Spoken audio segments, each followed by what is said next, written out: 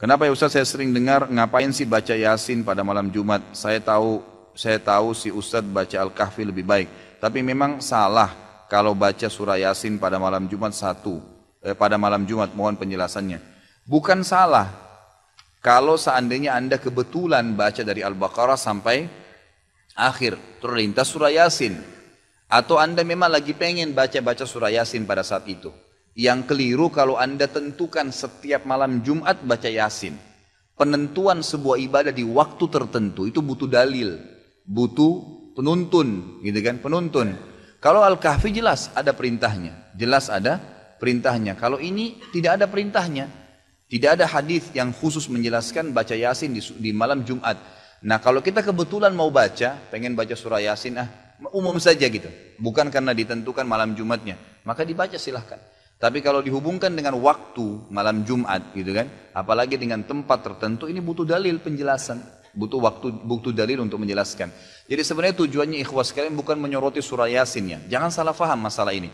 Tapi saya hanya ingin mengajak kita semua ini kembali kepada kemurnian ajaran Nabi Muhammad SAW. Apa yang beliau tuntun kerjain, yang tidak ada tuntunannya jangan ditambah. Sedangkan yang sudah ada sudah banyak sekali gitu kan. Kalau kita hanya pilih Yasin daripada surah Al-Kahfi berarti kita meninggalkan yang lebih pantas gitu kan. Semestinya begitu. Jadi memilihnya di waktu malam Jumat ini butuh dalil yang menjelaskan. Hari Jumat itu baca surat apa saja baik. Antum baca dari Al-Baqarah, mau baca surat Yasin, mau baca surat Al-Mulk, mau baca Al-Waqi'ah, mau baca Al-Kahfi, mau baca Qul Huwallahu Ahad, baca apa saja baik malam Jumat itu. Namun tentang surat Al-Kahfi ini ada hadis yang menyebutkan kalau itu lebih utama dibaca pada hari Jumat atau malam Jumat. Juga ada hadis-hadis tentang membaca surat Yasin yang dibaca pada hari Jumat. Namun hadis-hadisnya didhaifkan oleh para ulama. Memang kalau berbicara Ustaz, kan ada ulama yang membolehkan beramal dengan hadis dhaif selama dhaifnya tidak terlalu parah Ustaz dalam fadhailul amal. Iya, ada yang berpendapat seperti itu. Tapi kalau ada yang sahih, maka hendaklah kita lebih kepada yang sahih. Ustaz tolong jelaskan mengapa surat Yasin diyakini oleh sebagian besar masyarakat Indonesia.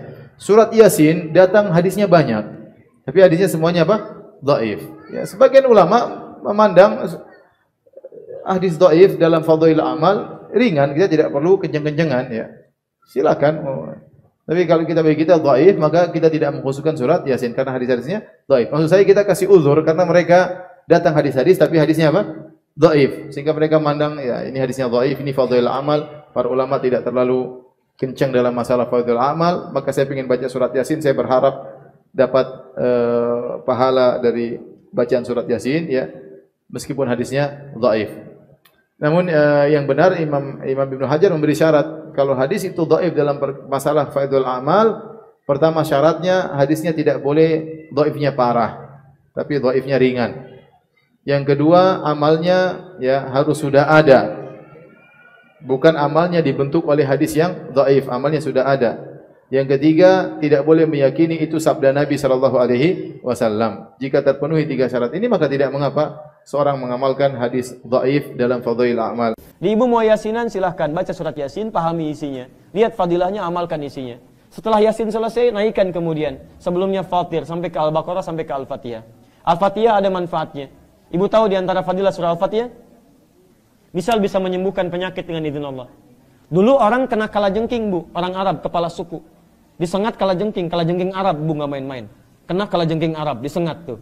Ya, cari obat, nggak ada obatnya. Bagaimana kemudian obatnya? Ketemu para sahabat, dikatakan, siapa yang bisa menyembuhkan? Kata dia dengan izin Allah. Dibacakan Al-Fatihah, Bu, sekali. Cuman dibacakan Al-Fatihah sekali sembuh.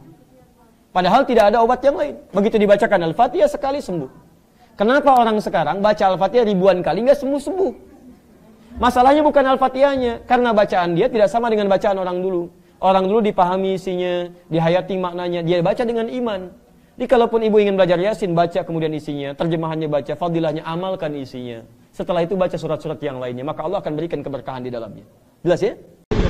Adakah membaca Yasin pada malam Jumat itu bid'ah? Seperti yang diamalkan kebanyakan masyarakat di Malaysia? Baca Yasin malam Jumat itu bid'ah. Kenapa bid'ah? Karena tidak pernah dilakukan Nabi. Pernah Nabi baca Yasin malam Jumat? Pernah Nabi baca Yasin malam Jumat? Orang bila dikatakan begitu, Awak dari mana? Dari Masjid Muaz bin Jabal. Ada apa? Baca Yasin. Baca Yasin malam Jumat itu bid'ah lah. Nabi kan tak pernah buat. Apa? Awak kata kami bid'ah? Dia pun marah, tapi dalam hati, iya juga ya. Jangan-jangan bid'ah. Pertama, marah. Yang kedua, iya juga. Yang ketiga, dia pula membid'ahkan orang esok hari. Itulah bahayanya bila orang tak tahu dalil. Sekarang saya tanya, baca Yasin malam Jumat itu bid'ah apa tidak? Bid'ah kan? Tapi tak pernah dibuat Nabi. Semua yang tak pernah dibuat Nabi, bid'ah. Pernah tak Nabi tunjukkan saya mana dalil Nabi baca Yasin malam Jumat? Pernah tak dibuat Nabi?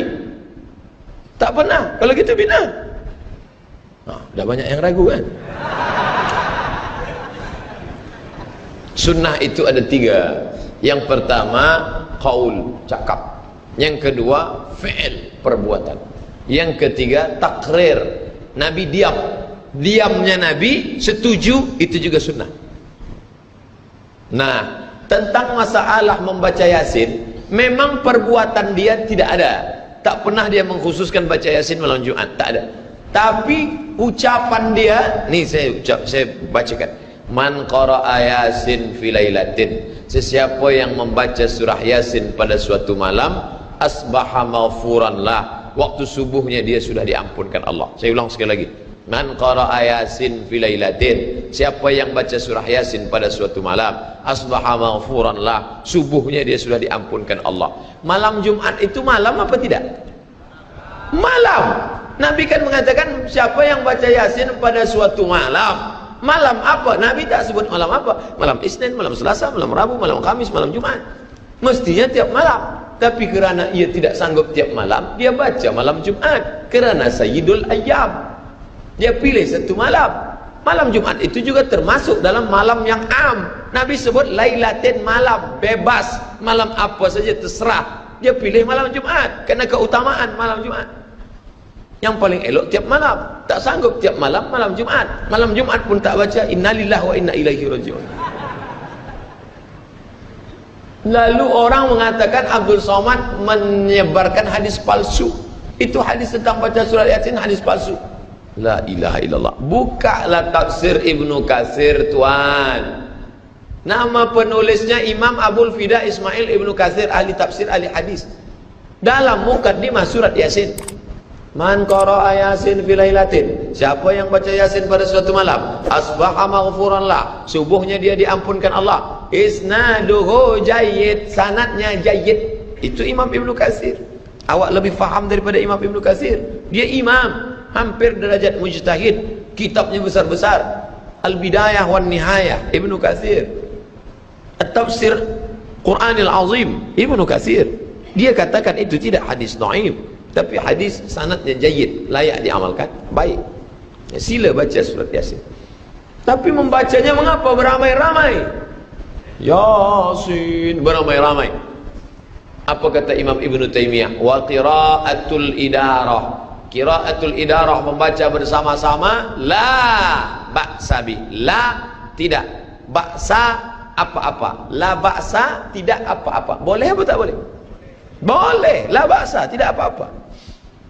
Kata Imam Nawawi, membaca Quran bersama-sama itu hukumnya mustahab, dianjurkan, membangkitkan semangat. Dia baca sendiri tak semangat, dia baca bersama, Yasin wal Qur'anil Hakim innaka laminal mursalin. Bangkit semangat, pergi hantu setan juga. Baca Yasin bersama. Tapi kata Imam Al-Buhuti, kalau tak sama bacaannya makruh.